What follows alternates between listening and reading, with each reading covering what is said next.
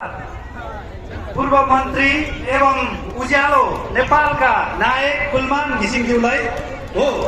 साँच्चै नै उहाँ उज्यालो देशकै नेतृत्व गर्न सफल हुनुहोस्। नेपाल तामाङहरूको उहाँलाई धेरै धेरै शुभकामना।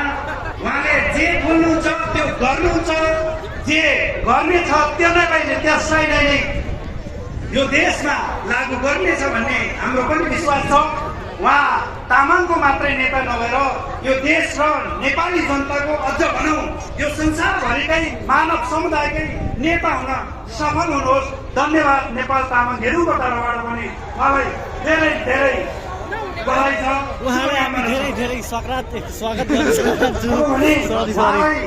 जानुभन्दा अगाडि नेपाल तामाङहरूको अध्यक्षको हातबाट मायाको चिनो स्वरूप प्रदान गरिदिनु हुनको लागि म मोहन बोले तामाङज्यूलाई हार्दिक अनुरोध